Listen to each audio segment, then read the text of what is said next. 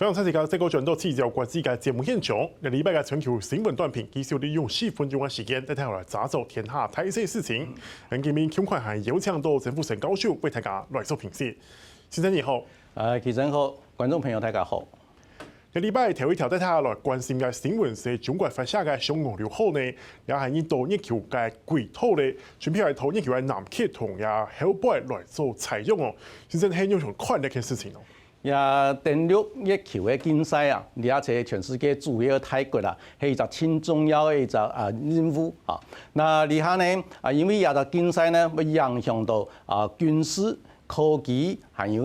商業嘅利益啊，同時會影響到未來美國、中國、俄羅斯，還有英國、日本其他大國家未來戰略競爭嘅能力啊。所以呢，而下全世界多數主要嘅國家全部要參加也係登陸月球嘅一個計劃。那而下全世界有2隻主要嘅計劃，第一隻計劃就係由美國來主持嘅阿提米斯 Accord 阿提米斯嘅登陸月球嘅計劃啊。而下有30人嘅國家要參加也係計劃，所以加到預計2026年為第一擺載人嘅太空船登陸月球啊，同時2030年就要開始有月球有人嘅一隻基地就該做研究啊。那第二隻替代計劃呢，就係由中國同俄羅斯合作嘅一隻國際月球科研站嘅一隻計劃。有個計劃呢，而下有差不多有委內瑞拉、有沙特阿拉伯嘅太空國嚇，還有其他少數嘅國家，差不多有10多個嘅國家向下來參加。其他嘅呢計劃係2030年要載人咧登陸月球要達成也任務。同時呢2035年就係有人咧一隻月球嘅研究嘅基地啊，所以呢也係。而下戰略競爭千激烈嘅一隻新嘅格局啊，同時呢，也擺呢中國咧嘅嫦娥6號嘅也係登陸月球嘅一隻計劃呢最重要一點就係而家喺月球嘅後背我來開始採用，也53天嘅一隻登陸月球嘅行動計劃呢最重要一點就講佢下邊呢請。今年嘅3月就發射一隻衛星嘅中繼站，也衛星嘅中繼站呢，鵲橋2號啊，所以呢地球嘅地面嘅控制中心嘅一隻訊號就得先傳到嚟鵲橋2號嘅中繼衛星中繼站以後，將來控制月球背面呢一隻登陸月球嘅一隻計劃嘅一隻太空船，所以呢你睇嫦娥6號嘅一隻計劃呢，需要借到新嘅技術來發展突破對月球開通月球嘅一隻科技上嘅一隻瓶頸同限制。而家呢表示講，中國登陸月球嘅新嘅技術採取有突破，同時呢領先美國也啲國家。其實我看緊呢條新聞係中國國家主席習近平嘅禮拜同法國總統馬克龍來見面咯。兩沙呢有個共識係呼籲同奧運舉辦期間，全球咧下hand同戰爭嘅蔬菜愛停戰。先生，關於安尼嘅可能咯？我知道呢，廿拜呢，習近平同馬克龍呢聯合記者會呢宣布講，希望講在奧運期間全世界做的止戰，也代表講俄烏戰爭要停止，以哈衝突或者是中東嘅戰爭要停止，其他緬甸亞地嘅衝突呢要停止。但是呢，而下呢，我知道也種倡議有一點過分的一個要求因為呢，全世界而下也條戰爭複雜度遠遠超過中國、法國也兩隻國家做得控制的以俄烏戰爭為例呢，而下呢，歐洲同美國也兩隻主要嘅國家還有地區嘅國家呢，也都強調講，希望中國做唔得靠俄羅斯鴉片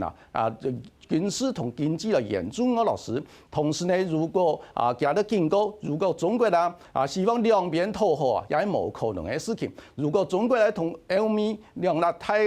國家體系維持好嘅關係嘅話，需要表態來反對俄羅斯對烏克蘭嘅侵略。但是呢，從俄羅斯鴉片來講嘅話，而下呢，普丁總統佢親自宣布5月15、16號來訪問中國大陸，同這個習近平會談，希望讓習近平能夠做得支持俄羅斯來對付西方世界侵略同壓迫。所以呢，兩邊講嘅話呢，全部對自家有利，但是呢，過度期望習近平做得發揮嘅影響力。我知道呢，而下也係歐洲、美國俄羅斯嘅戰略上嘅一個誤判啊。所以呢，我知道亞拜呢俄羅斯提出也要求講，希望講中國鴉片都做得靠俄羅斯鴉片嚟支持俄羅斯嚟對付西方國家壓迫對習近平嚟講，未侵太一個考驗啊。所以呢今年5月中旬呢，習近平同普京請北京嘅會議為係一個輕重要大家觀察一個指標啊。同時呢，你咪注意到呢，以下衝突咩傾向越來越嚴重，嚴重呢如果西方世界國家呢期望講中國做得發揮影響力來讓以下衝突停止，也咩係高度嘅期望。所以呢，我知道也對法國嘅總統馬克龍同中國大陸嘅國家主席習近平，而家兩曬公開呼籲講，在奧運期間喺全球來止戰，也係高度樂觀嘅一個講法。其實我哋看到呢條新聞係美國總統拜登表示，可比以色列讓係要工業立法吧，美國係會停止對以色列供應相關嘅炸彈哦。然後拜登係咪對以色列嘅態度係更來更強硬咧？那拜登對以色列的態度其實呢咩輕矛盾啊。那因為呢，拜登佢公開表示講，如果以色列喺攻打拉法市，造成巴勒斯坦加沙地區嘅人道危機越來越嚴重嘅話呢，佢會停止提供以色列也需要一隻炸彈同武器啊。但是呢，拜登佢又同時強調講，那美國對以色列嘅軍事同盟嘅支持仍然有38億美金嘅一個軍事支持同時呢都當通過也緊急撥款，差唔多160億美金嘅一個支持呢，全部唔會中斷，也代表乜嘅呢？美國嘅政策係要支持以色列嘅所謂國家自衛權因為呢以色列佢面臨四周圍嘅阿拉伯國家同回教徒嘅一個圍攻所以佢需要美國嘅支持來對抗亞洲侵略。所以呢，美國嘅政策呢，以下呢出現一個矛盾嘅情況不過呢，同時更重要一點講，以下以色列嘅總理納坦雅胡佢公開表示講，佢已經下定決心嚟完成也對付哈馬斯嘅武裝集團一個任務。任務呢是3個階段。第一個階段是同哈馬斯武裝集團全部殲滅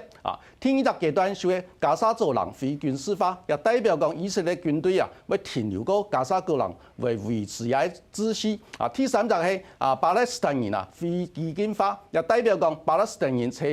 約旦河西岸同加沙走廊入的地區全部會歸以色列來管所以呢，亞洲要求當然哈馬斯武裝集團同巴勒斯坦人冇辦法接受，但是呢，你下形勢比人強而家以色列軍隊已經開進也係拉法市，同時呢，佢佔領也係國際援助一個關口所以從也角度來看呢，那你下哈馬斯武裝集團佢同意個接受也卡達、埃及同美國提出來一個停火嘅條件，但是呢，以色列你下態度越來越強硬嘅總理納坦雅胡同埋國防部長格蘭特，還有嘅國安部長呢同樣表示講，打到地從哈馬斯武裝集團全部殲滅來達成嘅任務所以呢，你睇以色列同美國之間的一個戰略上嘅目標出現矛盾嘅現象因為呢，第關鍵上，那拜登總統要先連任美國嘅總統，你睇呢，青島美國有一組嘅年輕人基本上反對那以色列對加沙走廊這種非人道式嘅一個做法。所以呢，要求拜登總統表態來支持巴勒斯坦人哈馬斯巴勒斯坦人的人道嘅權利。所以從呢個角度來看呢，當然會影響到也年輕人對拜登現總統嘅一個支持嘅程度。所以呢，也造成拜登總統面臨超困難嘅一個處境，也冇按簡單做得解決咧。今日前面一條新聞來看到 TikTok 嘅母公司呢，頭兩禮拜係對美國嘅聯邦法院提出訴訟就將拜登總統提出嘅調查禁令基本上係違憲嘅。法律戰係咪正式來開打咧？法律戰可以喺人類社會面對新興的科技，還有也世界性的一個社群媒體開始擴張的一個新的現象來處理也係狀況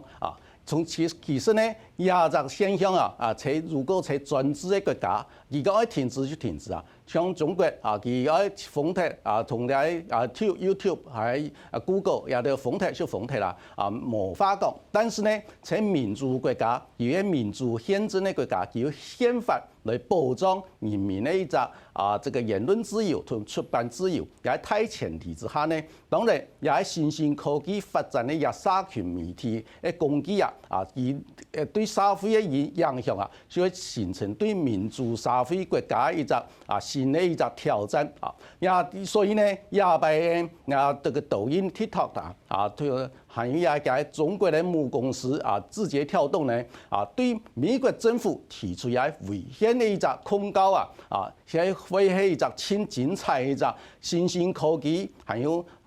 民主社會同時法律戰同人民的權利，尤其係也國家安全同嘅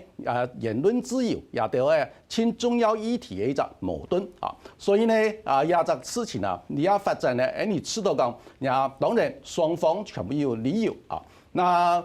其他嘅母公司字節跳動呢，也喺中國。美國政府佢表示講，在